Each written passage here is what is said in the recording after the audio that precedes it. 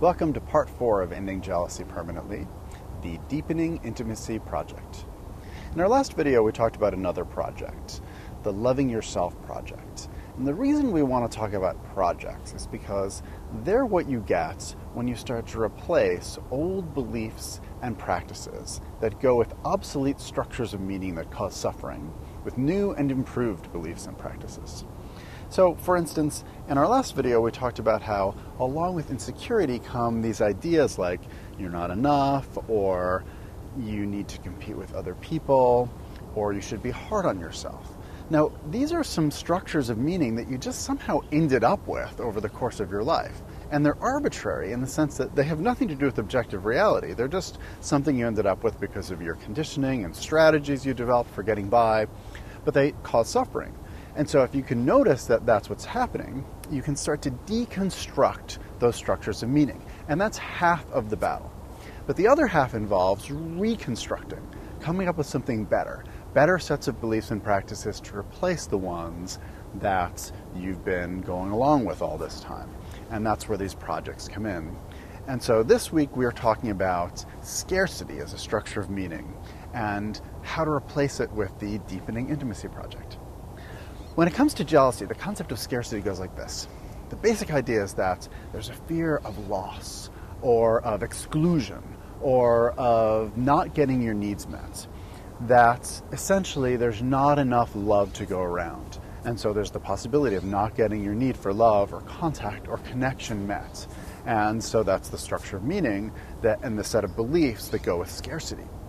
But it's not just a set of beliefs. Those beliefs lead to certain practices.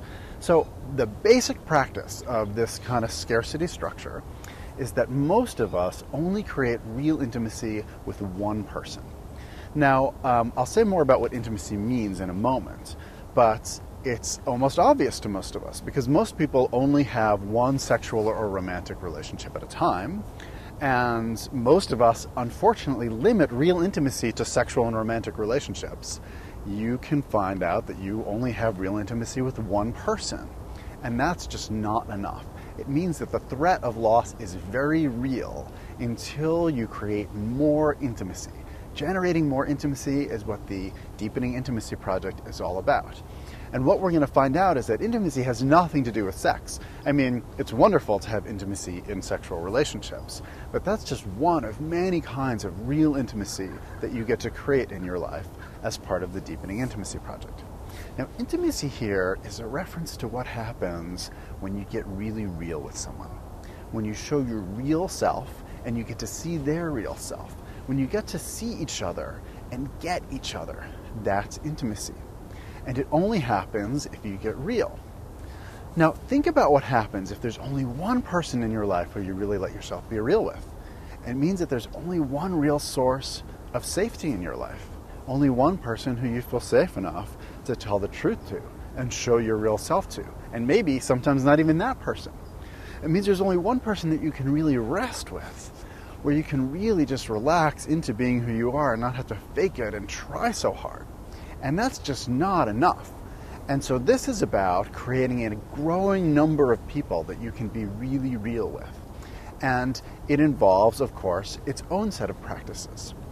So the most basic practice here is asking yourself, how do you show more of yourself to somebody? How do you get more real with them? There's a useful set of distinctions here that come from Brad Blanton from his book Radical Honesty. He distinguishes these 3 different levels of telling the truth. The first is what most people think of as telling the truth. It's just revealing the facts, just telling people about things that they would want to know and not omitting things that you know they would want to know. Not lying in the basic sense of the word. And that's important, but that's just the first level. The deeper level below that is telling the truth about your thoughts and feelings in the moment in relation to another person. So if you're with me, what's it like for you to be with me? What is your experience right now? What do you feel about me? What do you think about me? And can you share that? If you feel scared, like you're not going to get something that you need or want from me, can you tell me that? If you have some judgments about me that are getting in the way of being close with me, can you tell me that? If there are things that you're hoping that I won't find out about and you've got some feelings about that, can you share those? Right? That's telling the truth in the moment about thoughts and feelings as they change. That's a much deeper level of intimacy. But there's a deeper level further. The third level is what he calls exposing the fiction. The idea is that most of us, in some ways, are faking it most of the time. When we're young, we are trying to figure out how to be a person. And so we just try on these roles and identities because we're trying to figure out, is this how to be a person? Is this what I want to be like? And it's a natural thing to do, but it's easy to get stuck there. To get stuck in the sense of, I have to keep pretending to be this person that I decided I was going to try being. And if you start to get real about it and expose the fiction, you say things like, you know what, the truth is, I really don't know what I'm doing. I don't know who I am. It's hard being a person. I don't really know how to do this thing. You start to get real about the fact that you feel inadequate and incompetent, and that's just part of what it is to be human. That's a part of our humanness that most of us hide because of the shame we feel. When you get real about it and show it, then you're really showing your experience. You're not trying to impress. You're not working to manage or present how you come across. Instead, you're finding out more about what it means to be your real self with another. You can see that this has nothing to do with sex. I want to reiterate that here, right? This can happen in all kinds of relationships. In counseling relationships, it happens very deeply, and that's why there's a real unique kind of intimacy that happens in counseling relationships. It's not hard if you start to really show yourself to people and get them to show themselves to you so you can see them, to fall in love with people. This is the sort of thing that we limit to that one person, and we can't do that anymore.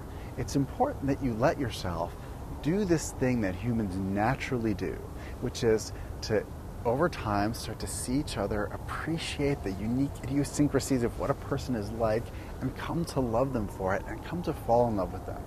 There is no limit to the number of people that you can be close with. And this differs from our economic model of love that suggests there's only so much to go around, that you have to portion it out here and not dilute it so that it becomes weaker and less potent. It doesn't work that way. The more people you can fall in love with, the better you get at it, the stronger your ability is to fall in love everywhere, and its potency multiplies. It doesn't decrease. It creates this richer sense of what it means to be related to other human beings, and it deepens intimacy everywhere. And when you've got that much intimacy, you can't have the same kind of fear of loss and exclusion and not getting your needs met. You start to get your needs met in all kinds of ways all over the place. It changes the game completely. So that's the basics of the Deepening Intimacy Project. And in our next video, we will talk about meaning structures around codependency and the accompanying Enjoying Aloneness project.